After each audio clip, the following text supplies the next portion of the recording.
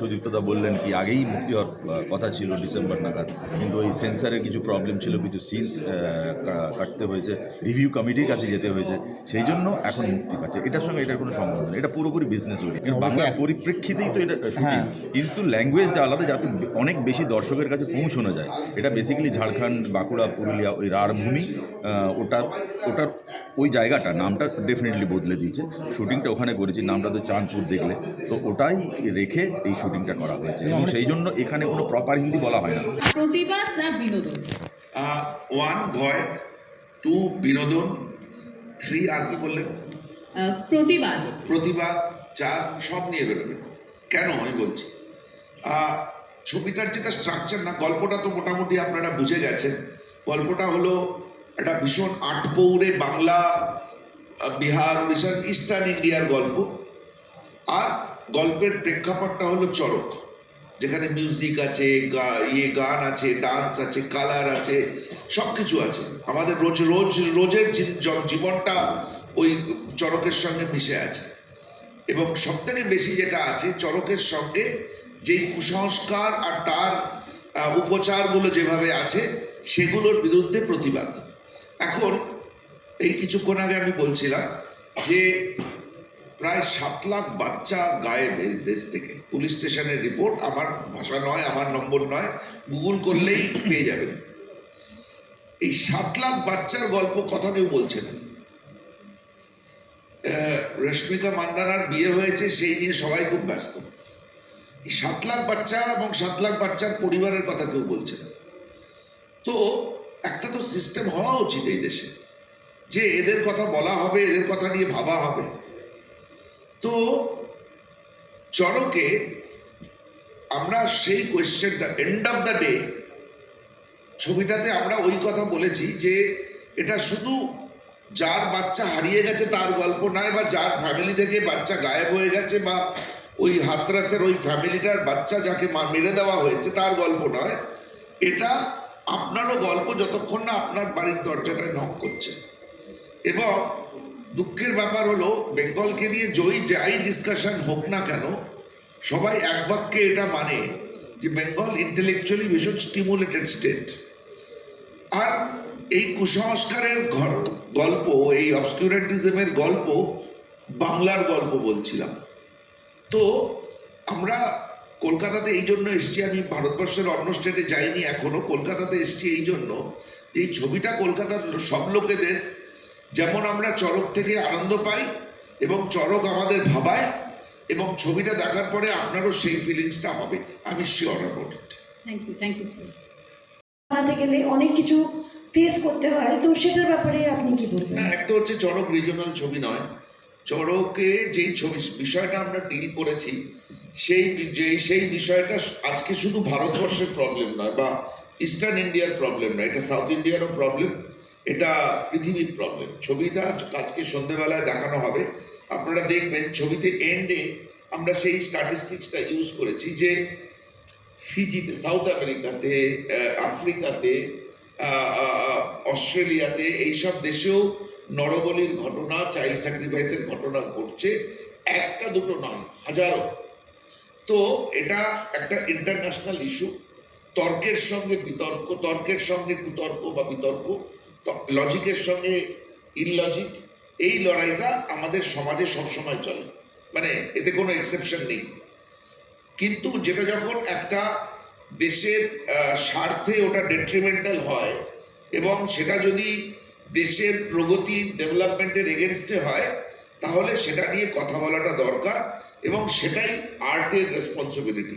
Painter painting করবেন, writer লিখবেন, film maker film বানাবেন। সো আমরা আমাদের দায়িত্বটাকে পালন করছি। কালকে ছবিটা কলকাতা, বম্বেতে প্রিমিয়ার ছিল। লোকেরা একটা কথা বলেছেন যে এই ধরনের ছবি আমরা আগে কখনো দেখিনি, মানে এটাও ছবি হতে পারে, সেটা আমরা কখনো দেখিনি। তো এই ছবিটার একটা পার্ট হচ্ছে অ্যাপ্রিসিয়েশন, খুব খুশি হয়েছি শুনে।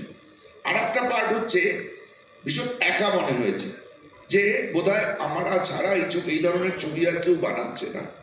তাহলে লড়াইটা অনেক বেশি, মানে আমাদের কাজটা যত বেশি লোকেদের কাছে পৌঁছবে, তখন আরো মনে হবে যে লোকেরা একটু সজাগ হবেন এবং সজাগ হওয়ার পরে আরো ছবি আরো আর্ট তৈরি হবে, সেটাই আমাদের কাম্য। So, what do you hope the audience feel when they walk out of the theater watching this film? First, audience will feel very at home because the film begins with a very slow. It's a very slow-paced drama. First part, because I wanted to. My planning was to expose the way it is. এটা গ্রাম বাংলার কথা বলছিলাম, গ্রামের কথা হচ্ছিল। তখন যেই লাইফের রিদমটা উই গট দ্যাট মোমেন্ট, ওই মোমেন্টটাকে আমরা ক্রিয়েট করেছি যাতে লোকেরা মনে বুঝতে পারে যেটা তাদের গল্প বলা হচ্ছে।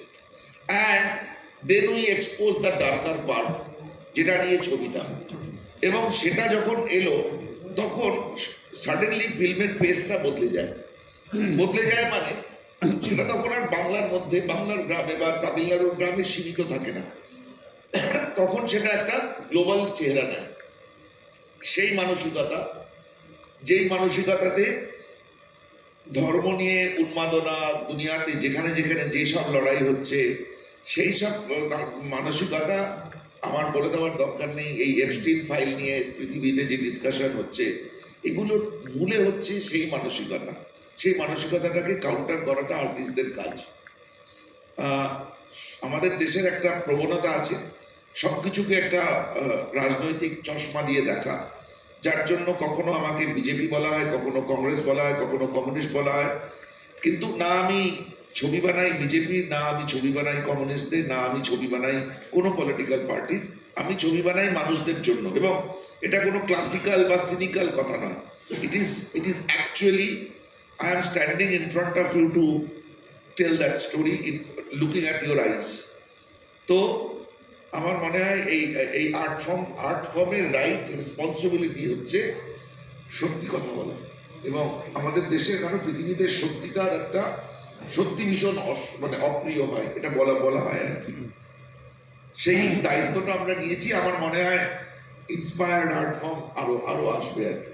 চ্যালেঞ্জিং এই জন্য ছিল, আমি যদিও বাঁকুড়া, কিন্তু যে মেন্টাল স্টেটে এই লোকটা থাকে, মানে চরিত্রটা যে এই যেখান থেকে শুরু হয় এবং যেখানে গিয়ে শেষ হয়, জার্নিটা, it was really very very complicated, এবং সাইকোলজিক্যাল প্রচণ্ড একটা প্রেশার এটার মধ্যে ছিল। বাট ওটা একটাদের কাজ। বাকি যেগুলো বললেন এটার পিছনে কারণ, কতটা রিসার্চ, সেখানে আমার মনে হয় একটাদের কাজ হচ্ছে কি অনেকটা ডাক হর করার মতো, হ্যাঁ। যেটা বললেন যে কন্টেন্টটা রয়েছে সেটা কমিউনিকেট হচ্ছে কি না যারা অন স্ক্রিন দেখছে, কারণ যেটা তো আমরা যখন শ্যুট করছি সেটা তো অ্যাকচুয়ালি হচ্ছে না, এটা তো ইমাজিনেশন স্পেসে আমরা তৈরি করে শ্যুট করছি, এবং সেটা যদি কমিউনিকেট করতে পেরেছি, আমি শুধু নয় আমরা, একটা অনসাম্বল কাস্ট আছে এখানে, এবং এটার হিরো হচ্ছে চড়ক, তাহলে এটা সার্থকতা।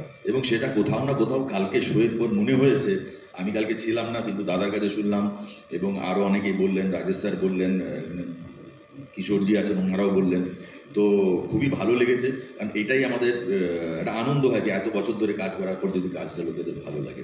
এবং তার সঙ্গে বলবো আমাদের সমস্ত টেকনিক্যাল টিম, আমাদের মেকআপ টিম এখানে অনেকে ছিল, তারপর আমাদের দুজন প্রশান্তনুদা আর মানসদা, সাউন্ডের মানসদা, যিনি অনেকগুলো ন্যাশনাল অ্যাওয়ার্ড পেয়েছেন, দাদা যেরকম ন্যাশনাল পেয়েছেন, মানসদা সিং সাউন্ড, মানে পুরো ছবিটা কিন্তু সিং সাউন্ডে শ্যুট করা। এবং আমাকে একজন প্রশ্ন করেছিলেন যে এটা কেন হিন্দিতে বাংলাতে নয়, সবই তো বাঙালি। এমন না, এটার পিছনে মূল কারণ হচ্ছে যাতে বেশি সংখ্যক লোকের কাছে পৌঁছানো যায়। এবং আমাদের শিলাজিৎ মৌলিক তো ছিলেন, যিনি ডিরেক্ট করেছেন, তিনি এই মুহূর্তে নেই, কাজে ব্যস্ত। আর আরেকটা ব্যাপার হচ্ছে আমরা দুটো শিডিউলে শ্যুট করতে হয়েছে, তার কারণ অনেকগুলো, সেটা কোনো একটা সময় বলা যাবে। তো দুটো শিডিউলে শ্যুট করার জন্য কন্টিনিউটিটা মেনটেন করা, ইটস নট অ্যাবাউট যে দাড়ির continuity, it's about the mental স্টেটের যে কন্টিনিউটিটা, সেটা প্রত্যেকটা অ্যাক্টারই ফিল করেছে। এবং আমাদের বিশাখজ্যোতি আছে, মিউজিক করেছেন, খুব ভালো মিউজিক করেছেন, উনি বলবেন বাকিটা। তো আপনি যদি চান যে এই মুভিটায় আপনার অডিয়েন্স আপনাকে মনে রাখুক, তো আপনি ওটা কিরকম চাইবেন, যে মানে কি হিসাবে, মানে কিরকম ভাবে মনে রাখবেন? আমি চাইবো মুভিটাকে লোকেরা মনে রাখুক।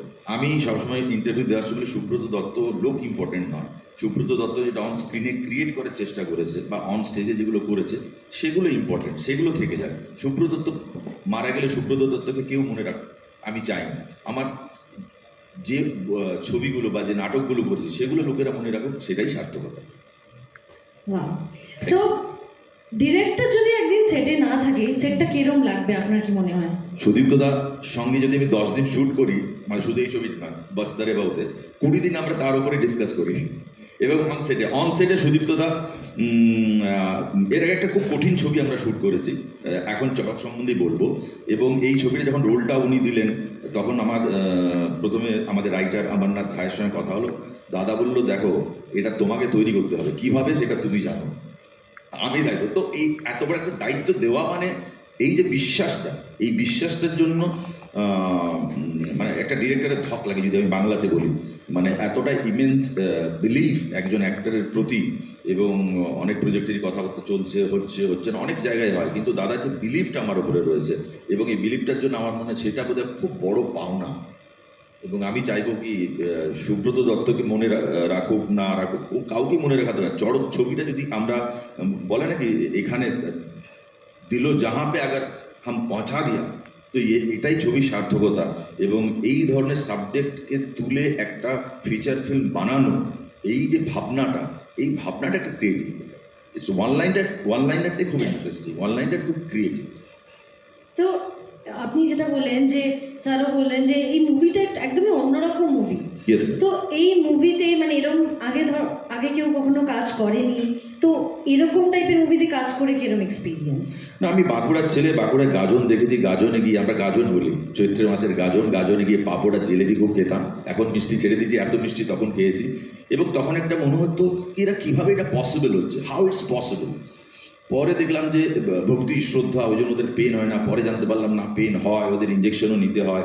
পরে দেখলাম যে অন্ধভক্তি, অন্ধশ্রদ্ধা, অন্ধবিশ্বাস, এই অন্ধ কোট আনকোট, এটা খুব খারাপ। কোনো পলিটিক্যাল পার্টি হোক, কোনো গুরু হোক, পুত্র স্নেহে অন্ধ হয়ে যাওয়া দরকার।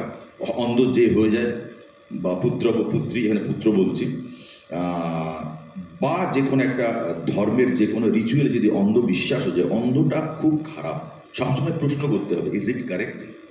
কারণ আমাদের মহাভারতেও দেখুন, জিততে হবে এই অন্ধ, এই যে একটা মোহ, সেই জন্য যুধিষ্ঠিরকেও বলতে হয়েছিল অশ্বত্থামা হত ইতি গজ, তার প্রমাণ এবং তার ফলও উনি পেয়েছিলেন যে অন্ধবিশ্বাসটা একটা খুবই খারাপ। এবং সেটাতেই প্রশ্ন তুলেছেন এই আমরা সবাই মিলে এই চড়ক ছবি।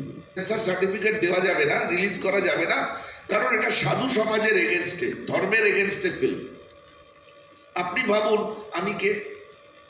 কখনো আমি বিজেপি আরএসএস এর লোক, কখনো আমি কমিউনিস্ট। আসলে আমার এর মাঝখানের দুনিয়াটাকে আমরা সবাই ভুলেই গেছি। তার মাঝখানে একটা মনুষ্যত্ব বলে কিছু আছে। অ্যাজ এ হিউম্যান বিং আমার কিছু দায়িত্ব আছে, একজন সেন্সেবল আর্টিস্ট হয়ে আমার কিছু দায়িত্ব আছে। এটা পলিটিশিয়ানরা আমাদের মনের মধ্যে ঢুকিয়ে দিয়েছে যে আপনি সেন্স টেন্সের কথা পরে, প্রথমে আপনি একজন পলিটিশিয়ান। তো এই যে art for the human being, আমরা অনেক দিন আগে কলকাতাতে যখন আমি পড়াশোনা করতাম, আমাদের একটা সংস্থা ছিল, নাম ছিল উৎস মানুষ। আমার মনে হয় অনেকে শুনেছেন উৎস মানুষ সম্বন্ধে। আমরা এই মানসিকতার কথা বলতাম আর কি, সাইন্টিফিক মেন্টালিটি, চারবাকের কথা বলতাম আমরা। আমার আজকে কলকাতায় আসার পেছনে এটা লজিক হলো, এই ছবিটার একটা মুভমেন্টে তৈরি হোক। এটাতে এই ছবিটা দেখে দিদিও খুশি হবেন, আর বাকি অন্য পলিটিক্যাল পার্টিগুলোও খুশি হবেন। তো এই ছবিটা দিয়ে একটা মুভমেন্ট তৈরি হোক আমাদের দেশে। এই যে এত লক্ষ বাচ্চা হারিয়ে গেছে, এত লক্ষ মহিলা, কোনো খোঁজ নেই, এদের জন্য আমাদের সামাজিক একটা বিচারবোধ, মানে একটা ইভলভড থট প্রসেস আসুক, এটা আমার একটা এক্সপেকটেশন। তো সিনেমার মানে এটা কোনো মহান কাজ নয়। একজন কনসাস আর্টিস্ট কনসাস পেইন্টিং করবে, কনসাস পোয়েট কনসাস কবিতা লিখবে, conscious film maker conscious film বানাবে, এবং তাকে নিয়ে বিতর্ক হবে, সেটা নর্মাল।